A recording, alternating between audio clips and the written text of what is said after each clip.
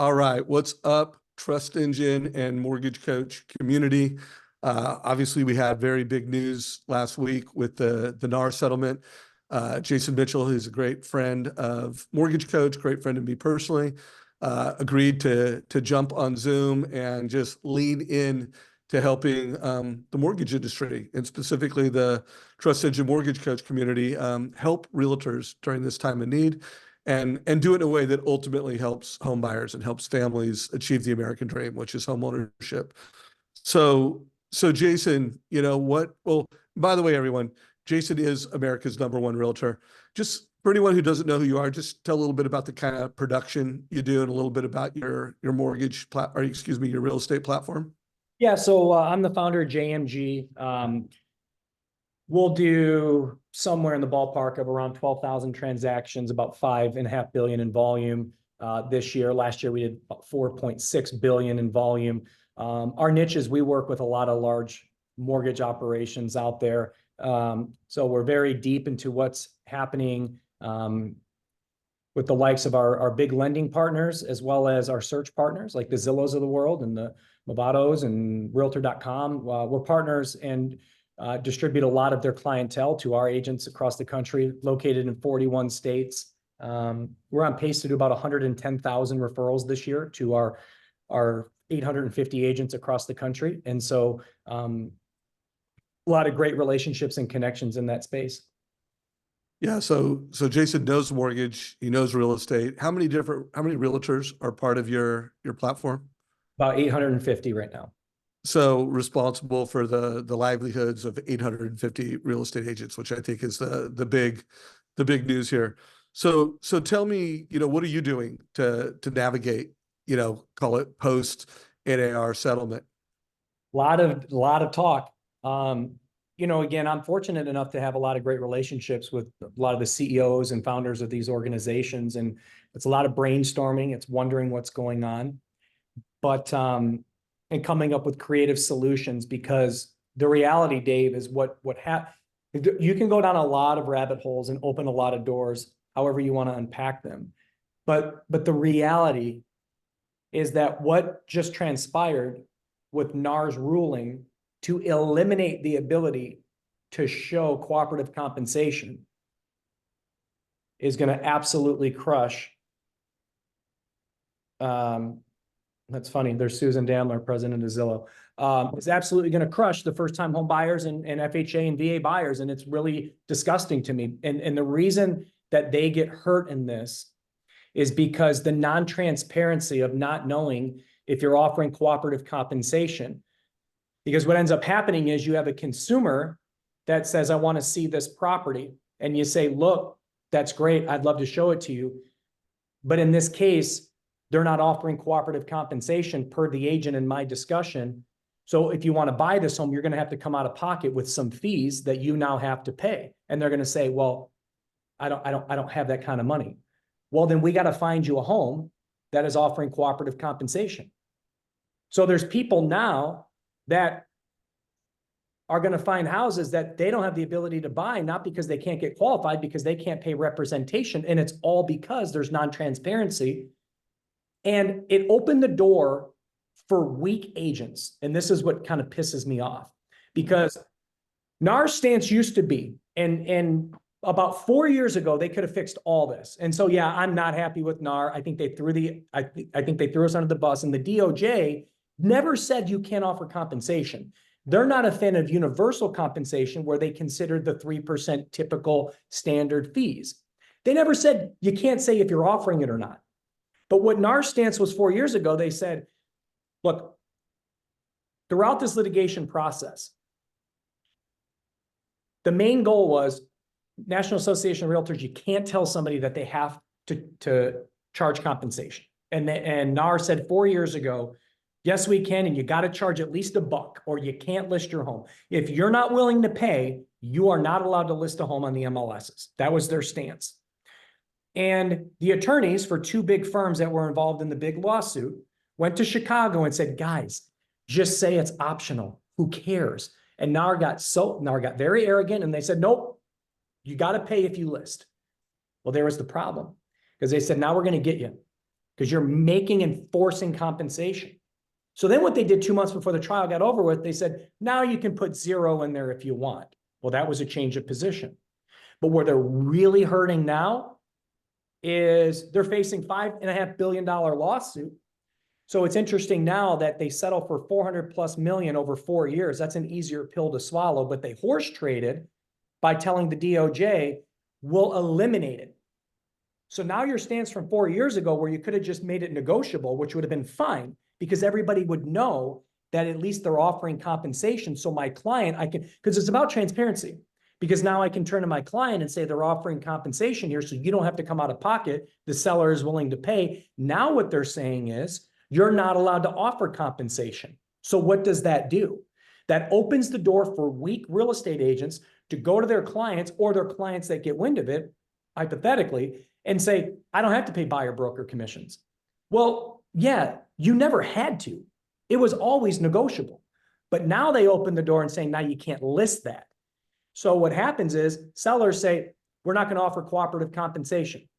And agents, weak agents are going to say, well, that's fine because I can't offer it anyway. I just want your listing.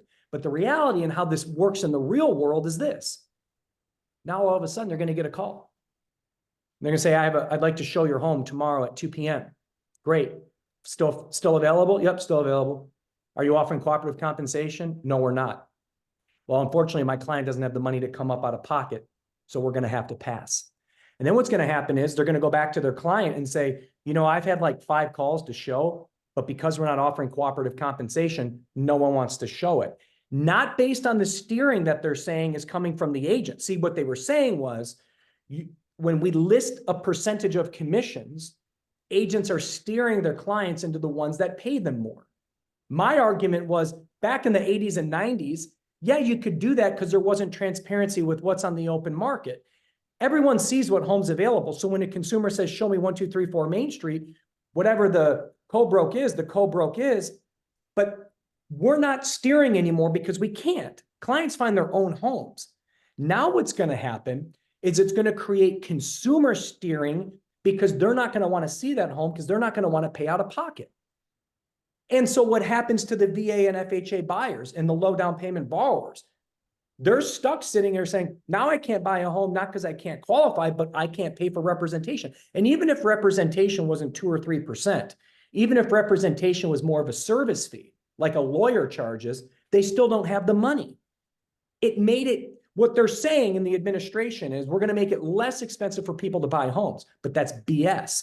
You're making it harder for people to buy homes because they're going to have to pay if no one's willing to pay the cooperative compensation.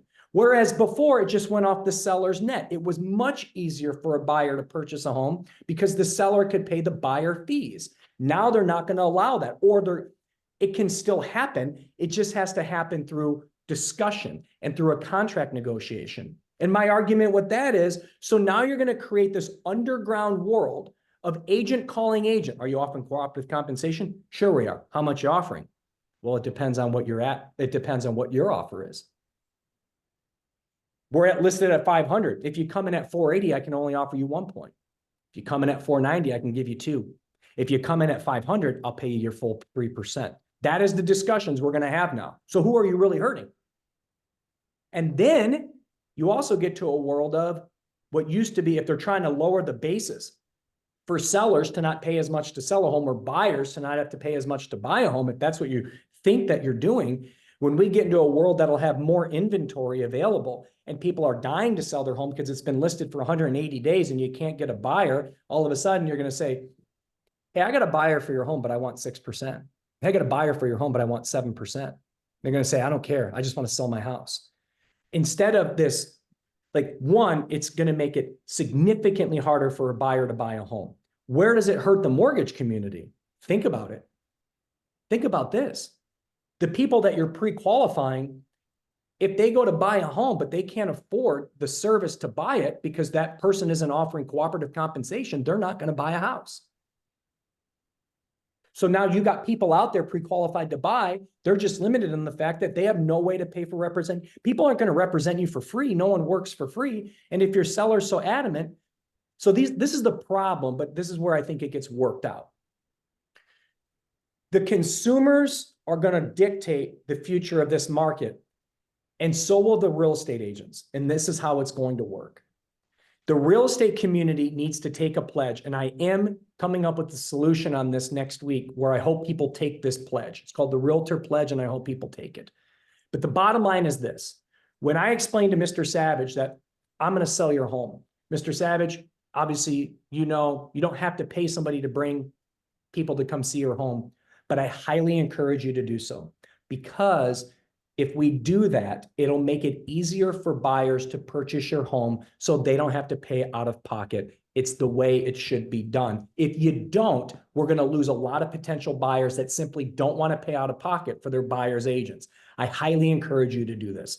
If we get agents that take that stance, we'll win, because they're going to explain you still got to pay cooperative compensation, and it'll come in the form of the entire package of the deal. What are my closing costs you're asking for? What's the purchase price? And what are they asking for commissions?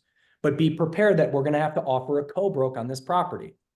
What's going to happen is sellers are going to say that makes sense. Or what'll happen is the seller's agent are going to turn to sellers and say, I could have shown your house 7 times this week and I didn't show it once because you're not offering cooperative compensation. And they're going to change their tune that, okay, fine, it's okay to offer it. Especially when we get into higher inventory markets like we're moving into now. The more homes available, the more homes that are going to sit on the market, the more sellers are going to want to pay something to unload their assets. So I think that the buyer's attitude of, well, then I don't want to see the house will come through. But if we have a community of great agents, because here's what I told my company today. NAR opened the door for people to say, to make it easier to get a listing, because they're saying you don't have to pay buyer compensation. You just got to pay me and I'll list your home for 2.5%. Don't even worry about it. Well, you're screwing yourself and you're screwing your buyer because you're limiting the buyer pool. Right. So it made it easier to have that discussion as an agent.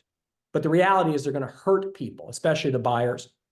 And ultimately, sellers are going to be forced to do that because the consumer behavior will mitigate the opportunities to have a showing on those homes that don't offer cooperative compensation. So I think we find ourselves in a world where it just plays its way through, where people still understand they got to pay for representation. What I think the lending community can do is come up with creative ways to help compensate for that buyer compensation so their clients can buy that home. That's one way.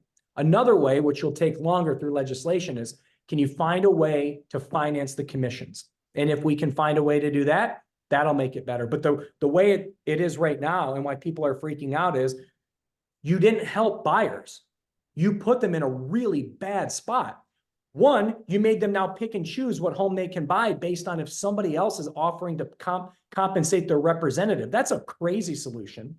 And the other thing that nobody wants is you're forcing people to potentially say, well, then I'll just go right to the listing agent. Let's talk about dual agency and how that screws everything up. Very simple. When it used to be, I've been sued twice in the field, Dave, twice. Both times I got sued, I represented both sides. So I made a pact in 2013, which was the second time I got sued. And basically what happens is somebody gets upset because they didn't feel you had their best interest in mind, you had this other party's best interest in mind, and vice versa. No one wants dual agency. It's not good for consumers, it's not good for brokers, and it's not good for real estate agents. It's not. It's a bad situation.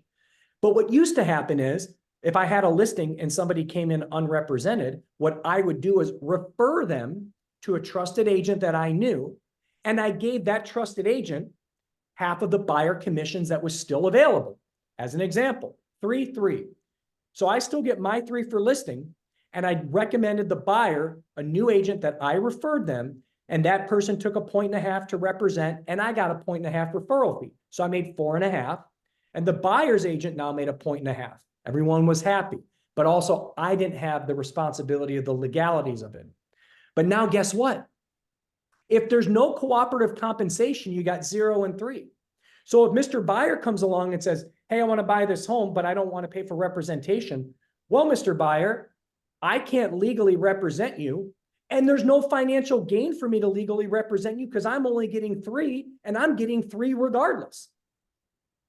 And I also can't refer them to another agent of mine that I know because there's 0 commissions on the buy side.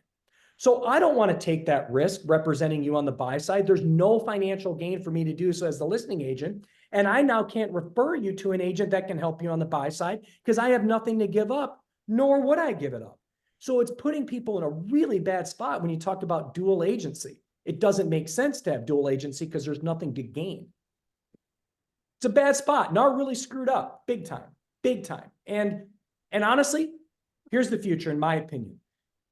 I think this is the nail in the coffin for NAR, and I think it's the nail in the coffin for local MLS boards. And the reason that is because they talked about at trial, there's collusion. They talked about at trial, there's steering.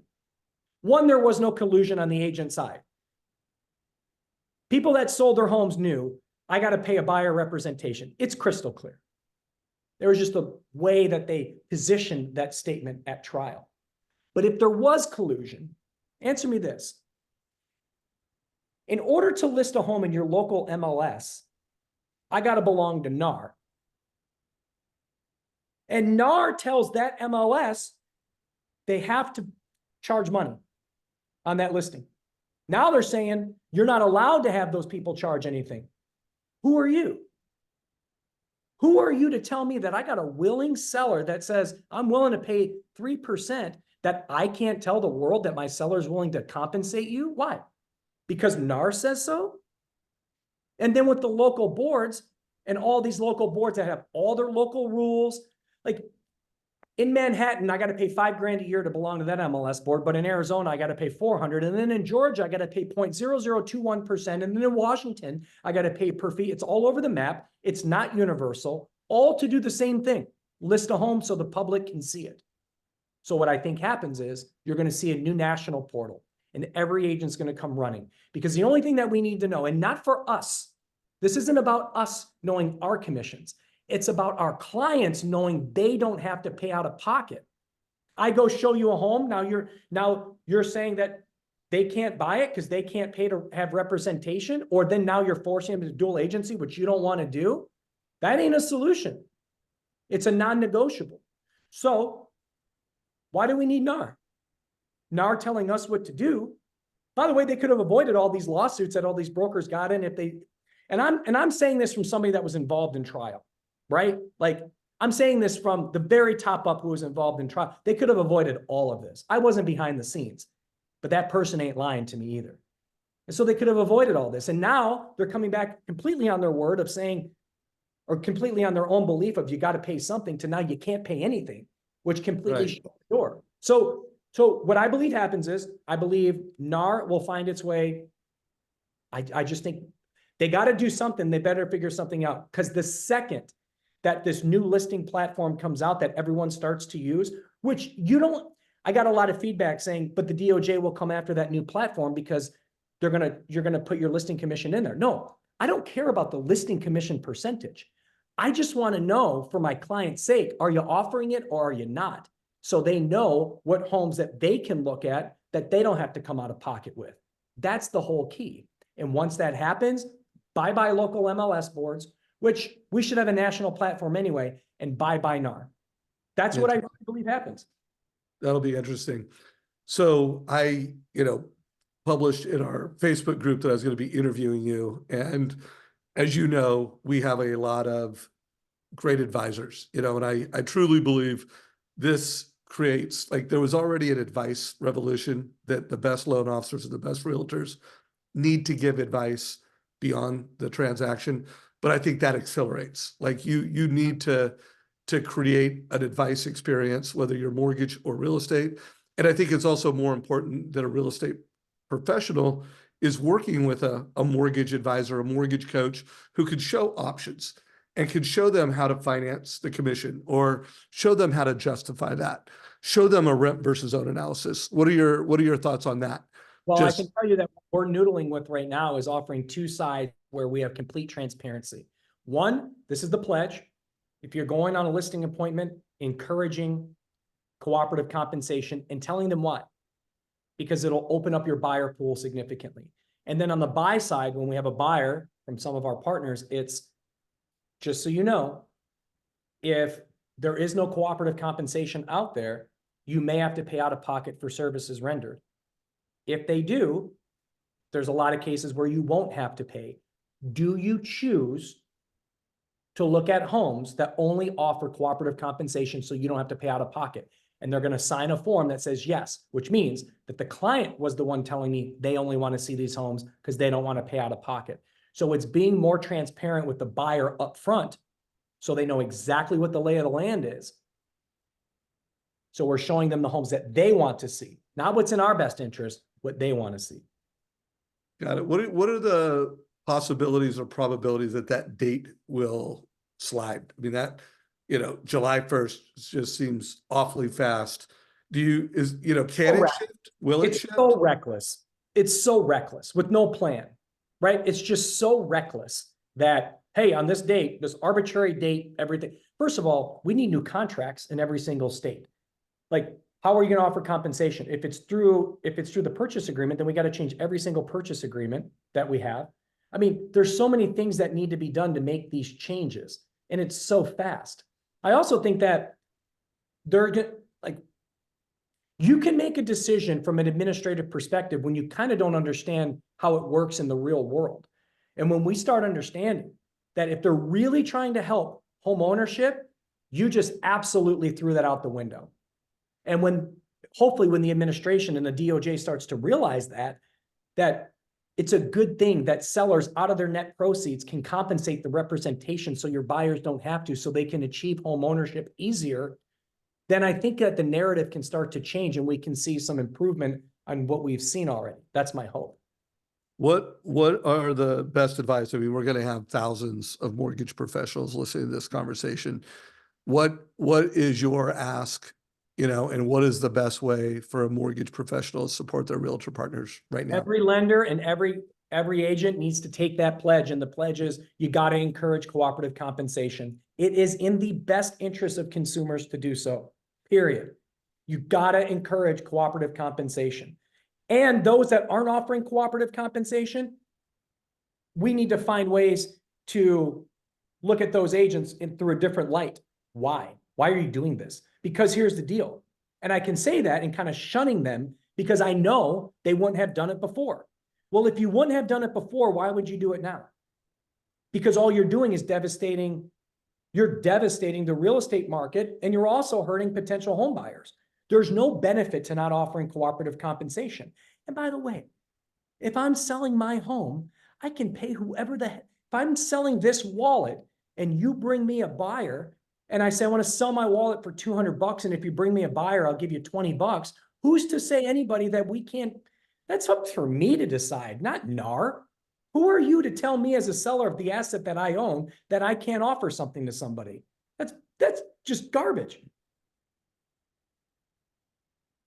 And I'll tell you what, as somebody in the business, if I was selling my home, I would still offer a 2.5% co-broke to sell my home, because I know if I don't, I'm going to lose out on buyers who now, I mean, even before, if I listed my home at 1%, agents would say, well, dude, this is where the buyer broker agreement becomes so important.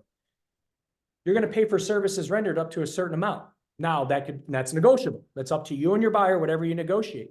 But if the cooperative compensation doesn't equate to that, you got to make up the difference. In the cases where there's no cooperative compensation, you're going to have to make up the full difference. Well, tell me why, if that's the case, knowing that no buyer ever wants to pay for this out of their own pocket, why would you encourage a seller to put them in a worse position? So we need the agents in our lending community to take the pledge and encourage. You need to encourage cooperative compensation when you sell a home. It allows for home ownership. That's the key. What are your thoughts on just different business models that are going to come out of this? Because I do believe, obviously shift is happening, change is happening. It's a question of how is it happening? What is your thought on any new business models, any new players? Do you have any thoughts on your business model and how you'll shift it? My thing is, my hope is that our big lending partners find ways to partner with us to make it achievable for their buyers. Mm-hmm.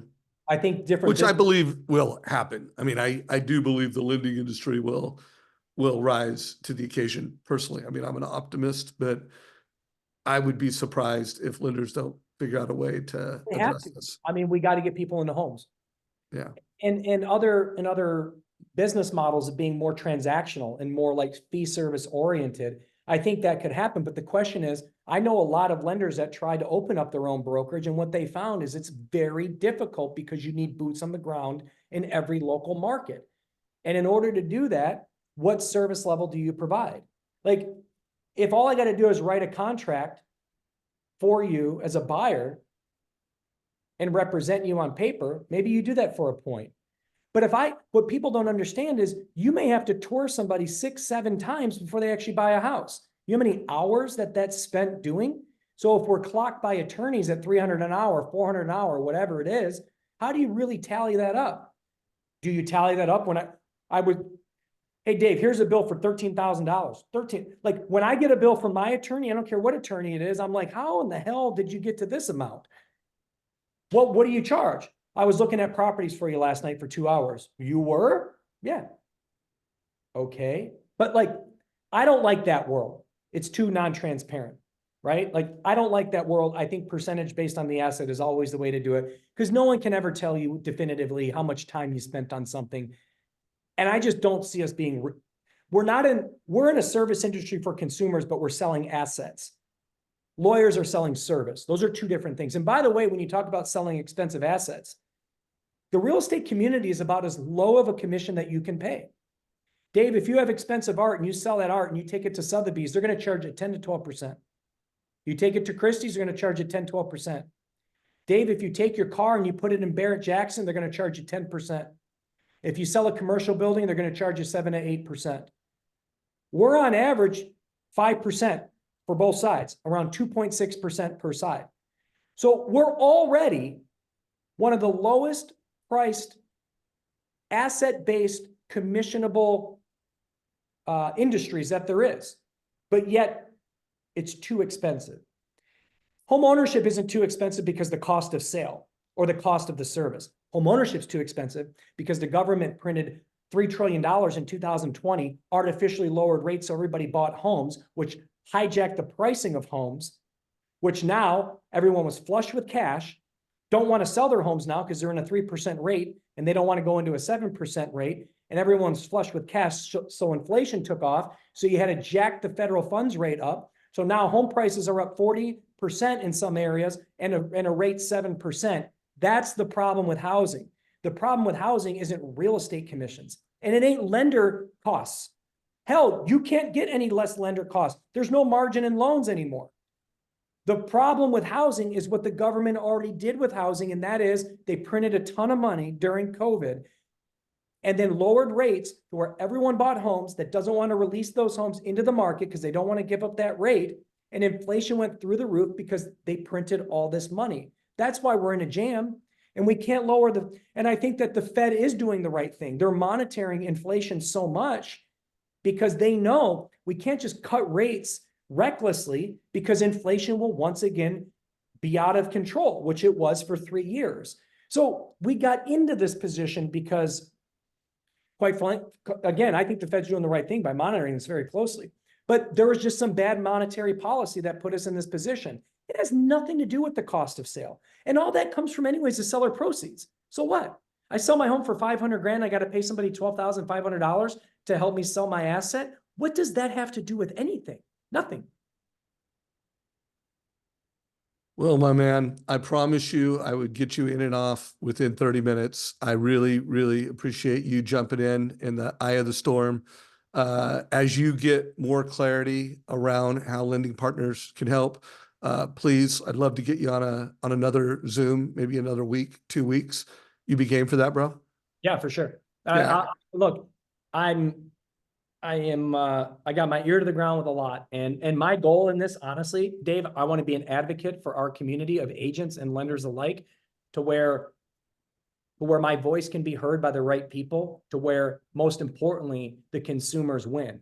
And in this, what happened, consumers are not winning with what just happened. They are not winning. And they need to find ways to help them win again. No doubt. Well, we're going to help them win here at Trust Engine Mortgage Coach. I'm interviewing tomorrow, for anyone listening to this, Carrie Scholl. I'll be interviewing her at 9 o'clock Pacific. You can watch that on Zoom. Go to our website, sign up for that. We're sending out an email. It will also be in our Facebook group. And of course, it will be in our YouTube channel later today. I'll get this in our YouTube channel. I was not able to ask Jason some of the questions you guys posted yesterday, although I did find out, like, hey, how can lenders support? And Jason got us started on that. Any closing thoughts, brother? The more that we stick together, the more that we made our voice heard to those rule makers on how bad this actually is, especially for the homeowners that need it the most. Your FHA, VA, first-time home buyer, I mean, that's who this is hurting the most. And the more we make our voices heard, hopefully the government can make some changes and help us out. So you are optimistic that what has been announced and the guidelines, the date, that there will be adjustments before this goes into play? Yeah, I do. I really do, because now everyone's going to start hearing, because nobody knew what was going to happen, and then bang, on Friday, now you can't offer it. Now they're starting to hear, and I just really hope that this administration truly, and I don't care if you're a Republican or Democrat, I do not care. This isn't about that. This is about the administration staying true to all the administration's word that people need home ownership. They need to create wealth through home ownership. And those that need it the most are the ones that just got hurt the most. Right on, man. Well, thank you very much, brother. I can tell you're working hard. Appreciate you. Look forward to our next conversation and look forward to navigating the storm. Take care, everybody. Hope you got value from this conversation.